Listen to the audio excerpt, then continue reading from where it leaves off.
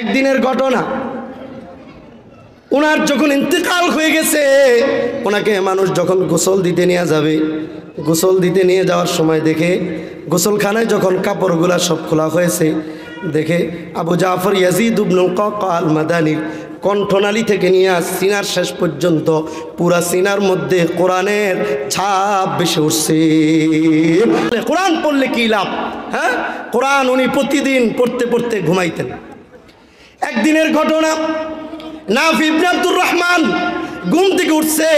ঘুম থেকে উঠার পরে বিবি বলে যে, স্বামী আমার, তোমার জবান দিয়া ঘ্রাণ আসতেছে কেন? কি আতর লাগাইছো? বলতেছে না না না, আমি কোনো আতর লাগাই নাই। দরজগায় যায়, দরজ দেওয়ার জন্য জিজ্ঞেস করা হয়েছে, হুজুর আপনি কোনো আতর লাগাইছেন নাকি? না না না, আমি কোনো আতর লাগাই নাই। তাহলে এমনটা হলো কেন? নাফি ইবনে আব্দুর রহমান চিন্তা করলেন, গোপন রহস্য, এটা আর গোপন রাখা যাবে না, এটা প্রকাশ করে দিতে হবে। নাফি ইবনে আব্দুর রহমান বলে, আমি প্রতিদিন আমার আদত হলো কোরআন তেলাওয়াত না করে ঘুমাই না। কোরআন তেলাওয়াত না করলে আমার ভালো লাগে না। একদিনের ঘটনা, কোরআন তেলাওয়াত করতেছি, কোরআন তেলাওয়াত করতে করতে আমার হঠাৎ করে ঘুম চলে আসছে। ঘুমের ঘরে দেখি রাহমাতুল লিল আলামিন আমার পাশে আইসা কোরআন তেলাওয়াত করতেছি। হ্যাঁ, রাসূলুল্লাহ আমার পাশে আইসা কোরআন তেলাওয়াত করে। একটা মানুষ যখন কথা বলে অথবা কোরআন তেলাওয়াত করে, বয়ান করে, বলুন তো দেখি মুখ থেকে লালা বা থুতু বের হয় কি হয় না? এই যে আমি কথা বলতেছি, থুতু বের হচ্ছে না? একটু একটু লালা বের হয়, থুতুর ছিটা বের হয়। রাসূলুল্লাহ কোরআন তেলাওয়াত করতেছে, রাসূলুল্লাহর লালা মুবারক নাফি ইবনে আব্দুর রহমানের মুখের মধ্যে যখন ঢুকে গেছে, নাফি ইবনে আব্দুর রহমান বলে, এরপর থেকে নিয়ে আমার জবান দিয়া মেশক আম্বরের ঘ্রাণ বের হতে শুরু হয়েছে। সুবহানাল্লাহ। কিতাবের মধ্যে লেখে নাফি ইবনে আব্দুর রহমান যতদিন বেঁচে ছিলেন আর কোনোদিন ওনার খুশবু ব্যবহার করতে হয় নাই। যারা বাজি ফুটাইতেছে কি মুসলমানের বাচ্চা নাই রে? হ্যাঁ না, হিন্দু পট্টি আছে, হিন্দুরা তো এমন করবো না আশা করি, কারণ চতুর্পাশে মুসলমান, হিন্দুরা এটা করবো কেন? নিশ্চিত মুসলমানের বাচ্চারা করতেছে। এমনটা কইরো না। আল্লাহ তোমাদেরকে হেদায়েত দান করুক, আমাদেরকে আল্লাহ হেদায়েত দান করুক। তো উনি কোরআন তেলাওয়াত করছিলেন, তো উনি স্বপ্ন যোগে দেখেন রাসূলুল্লাহ তার সামনে কোরআন তেলাওয়াত করছে। রাসূলুল্লাহ লালা মুবারক মুখের মধ্যে ঢুকে গেছে, মেশক আম্বরের ঘ্রাণ আসছে। শুধু কি তাই না, না না, জাবির ইবনে সামুরা থেকে বর্ণিত, খায়বার প্রান্তে আমরা গেলাম, যুদ্ধের ময়দানে পানি নাই, পানির পিপাসার কারণে রাসূলুল্লাহর কাছে আমরা গিয়া বললাম, ওগো আল্লাহর নবী, আমাদের পানির প্রয়োজন। রাসূলুল্লাহ বলেন, দেখো কূপ খুঁজে পাও কিনা। কূপ খুঁজলাম, কূপের পানি আনলাম। দালুন শব্দের অর্থ হলো বালতি। একটা বালতি দিয়া রাসূলুল্লাহর কাছে পানি নিয়ে আসলাম। হ্যাঁ, রাসূলুল্লাহর কাছে পানি নিয়ে আসলাম বালতি দিয়া। রাসূলুল্লাহ বললেন, পানির কি হালাত? ওগো আল্লাহর নবী, পানি পান করার মতো না। সাহাবীরা রাসূলুল্লাহর সামনে বালতি ভর্তি পানিটা দিলেন। পানিটা দেওয়ার পরে রাসূলুল্লাহ সাল্লাল্লাহু আলাইহি ওয়াসাল্লাম ওই বালতি থেকে এক চমক পানি নিলেন, এক চমক পানি নিলেন। পানি নিয়ে রাসূলুল্লাহ আবার পানিটা ওই বালতির মধ্যে ফেলে দিলেন, কুলির পানি ফেলে দিলেন। ফেলে দেওয়ার পরে সাহাবীদেরকে বলছেন, বালতির পানিটা নিয়ে কূপের মধ্যে ফেলে দাও। বালতির পানিটা যখন কূপের মধ্যে ফেলে দিয়েছে, হাদিসের মধ্যে আসছে, জাবির ইবনে সামুরা বলে, রাসূলুল্লাহর কুলির পানিটা আমরা কূপের মধ্যে ফেলতে দেরি হয়েছে, ফাফা হামিনহু রিহুল মিসকি, সাথে সাথে কূপ থেকে মেশক আম্বরের ঘ্রাণ বের হতে শুরু হয়েছে। এমনকি নাফি ইবনে আব্দুর রহমান থেকে বর্ণিত, আবু জাফর ইয়াজিদ ইবনুল কাকা আল মাদানী, ওনার ব্যাপারে লেখা হয় ওনার আদত ছিল সব সময় কোরআন তেলাওয়াত করা। একদিনের ঘটনা, ওনার যখন ইন্তেকাল হয়ে গেছে, ওনাকে মানুষ যখন গোসল দিতে নিয়ে যাবে, গোসল দিতে নিয়ে যাওয়ার সময় দেখে গোসলখানায় যখন কাপড়গুলা সব খোলা হয়েছে, দেখে আবু জাফর ইয়াজিদ ইবনুল কাকা আল মাদানী কণ্ঠনালী থেকে নিয়ে সিনার শেষ পর্যন্ত পুরা সিনার মধ্যে কোরআনের ছাপ বেশি উঠছে। সুবহানাল্লাহ। মুফতি সাহেবদের কাছে জিজ্ঞেস করা হয়েছে এটা কি? সকলে বলে হাযা নূরুম মিন নূরি তিলাওয়াতিল কোরআন, এটা হলো কোরআন তেলাওয়াতের নূর তার সিনার মধ্যে ভেসে উঠছে। সুবহানাল্লাহ। এটা তো দুনিয়াতে, কবরেও কোরআন আমার জন্য নূর হবে। এমনকি যারা কোরআনকে ভালোবাসবে, কোরআন তেলাওয়াত করবে, কোরআন শিখবে, তারা যখন পুলসিরাতের পুল পার হতে যাবে তখন জাহান্নাম নিচ থেকে বলবে আসরি ইয়া মুমিন, ও মুমিন তুমি দৌড়ে চলে যাও, ফাইন্না নূরাকা আতফা নারি, তাড়াতাড়ি চলে যাও, তোমার কোরআন তেলাওয়াতের বরকতে তোমার মধ্যে আল্লাহ তাআলা যে নূর দান করেছেন এই নূরের বরকতে আমি জাহান্নামের আগুন নিভে যাচ্ছে। এই কোরআন থেকে আমরা কত দূরে, তাই না? কোরআন থেকে আমরা কত দূরে মুসলমান, আমরা মুসলিম উম্মাহ কত দূরে কোরআন থেকে। আল্লাহ আমাদেরকে কোরআন আঁকড়ে ধরবার তৌফিক দান করুন, বলেন আমিন। কোরআন যখন আমি ছেড়ে দিব, ওমান ইয়াশু আন যিকরির রহমান নুকাইয়িদ লাহু শাইতানা ফাহুয়া লাহু কারিন, যখন আমি কোরআন ছেড়ে দিব তখন আমার বন্ধু হবে শয়তান। এই কোরআন হলো একটা ম্যাগনেট, যে কোরআনের কথা শুই না, সামান্য একটু কোরআন শুনছে, একবারে পাথর দিলওয়ালা মানুষের দিলটা নরম হয়ে গেছে, দিল নরম হয়ে গেছে। ওমর ইবনুল খাত্তাব এত পাথর দিলওয়ালা মানুষ, কিন্তু বোনের কাছ থেকে শুনছে তাহা মা আনজালনা আলাইকাল কুরআনা লিতাশকা, শুনছে বোনকে বলতেছে কোত্থেকে পাইছো? অমুক জায়গা থেকে পেয়েছি। তাহলে তার কাছে নিয়ে চলো, তার হাতে হাত রাখবো, মুসলমান হব, এই কোরআনটা আমি শিখবো। আমাদের ঘর থেকে কোরআন চলে গেছে, কোরআন উঠে গেছে।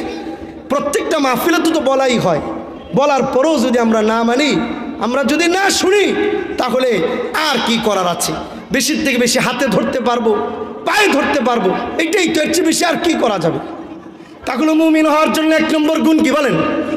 1 নম্বর গুণ হলো জিকির, 2 নম্বর হলো কোরআন তেলাওয়াত, 3 নম্বর হলো ওয়া আলা রাব্বিহিম ইয়াতাওয়াক্কালুন, আল্লাহর উপর ভরসা করা। হাদিসের মধ্যে আসছে লাউ আন্নাকুম তাতাওয়াক্কালুনা আলাল্লাহি হাক্কা তাওয়াক্কুলি লা রাযাকাকুম কামা ইয়ারযুকুত তায়র তাগদু খিমাসাও ওয়া তারুহু বিতানা। রাসূলুল্লাহ বলেন কেউ যদি আল্লাহর উপর পরিপূর্ণ ভরসা করতে পারে তাহলে পাখিকে যেমনভাবে আল্লাহ রিজিক দেয় মানুষকেও তেমনভাবে রিজিক দিবে। সুবহানাল্লাহ। একটা পাখি সকালবেলা খালি পেটে বের হয়, রাসূলুল্লাহর হাদিস, তাগদু খিমাসা ওয়া তারুহু বিতানা, সকালবেলা খালি পেটে বের হয়, সন্ধ্যাবেলা ভরা পেটে আসে। এখন আপনাদের কাছে প্রশ্ন, পাখি দামি না মানুষ দামি? জোরে বলেন, মানুষ দামি না পাখি দামি? আরেকটা প্রশ্ন হলো, পাখি তো সকালবেলা খালি পেটে বের হয়, সন্ধ্যাবেলা ভরা পেটে আসে, বলুন তো দেখি মানুষের মধ্যে এমন মানুষ আসেনি সকালবেলা রিজিকের সন্ধানে বের হয়, সন্ধ্যাবেলা রিজিক না পায় আসে, এমন নজির আসেনি? নাই। সবাই বুঝি রিজিক পাই আসে। চাকরির সন্ধানে গেছে, চাকরি পায় না, বেতন পাইবো আশায় গেছে, বেতন পায় না, গাড়ি নিয়ে বাড়াইছে, টিপ মারতে পারে নাই, দোকান খুলেছে, বন্যি হয় নাই, হয় না? তো একটা পাখি কোনো সরকারি ইউনিভার্সিটিতে, কোনো অফিসে চাকরি করে না, দোকানে চাকরি করে না, ব্যবসা বাণিজ্য করে না, কিন্তু সে রিজিক না নিয়ে আসে না, নিজেও খাইয়ে আসে, পরিবারের জন্য নিয়ে আসে। আর আমরা আনতে পারি না, কারণ হলো আমরা ভরসা করি দোকানের উপর, বন্যি হলে রিজিক চলবে, না হলে চলবে না। রিক্সার উপর কাস্টমার পাইলে এরপরে রিজিক আসবে, না হয় আসবে না। বেতন পাইলে রিজিক হবে, না হয় হবে না। না, এমনটা নয়। রব আমাকে আপনাকে কি খাওয়াবে আমার জন্মের আগে আল্লাহ লিখে রাখছে, সব লিখে রাখছে। আমি যেমন হামতাম করি, আমরা আমার আপনার বাড়ির পাশের কুকুরও খানার জন্য তো হামতাম করে না। কুকুর না খায় মরে না, কুকুর খায় কোত্থেকে? আপনার বাড়িতে চাকুরি দিচ্ছেন তাকে। বিড়াল না খায় মরে না, আপনার বাড়িতে চাকুরি দিচ্ছেন, কোত্থেকে খানা পায়? সে পরিপূর্ণ তাওয়াক্কুল করে আল্লাহর উপর। ওয়া আলা রাব্বিহিম ইয়াতাওয়াক্কালুন। ব্যাখ্যায় গেলাম না, সময় তো নাই। মুমিন হওয়ার জন্য 5টা গুণ। 1 নম্বর বলেন, 1 নম্বর, 2 নম্বর কোরআন তেলাওয়াত, সার্টিফিকেট আল্লাহ দিবেন, আমি দেব না। 3 নম্বর তাওয়াক্কুল, তাওয়াক্কুল। 4 নম্বর হলো আল্লাযীনা ইউকিমুনাস সালাহ, নামাজ যারা কায়েম করবে তাদেরকে মুমিন দাবি করা হবে। হাদিসের মধ্যে আসছে, রাসূলুল্লাহ বলেন, যে ব্যক্তিকে তোমরা মসজিদে যাইতে দেখবা ফাশহাদু লাহু বিল ঈমান, তাকে মুমিন বলে সাক্ষী দাও। জোরে বলেন।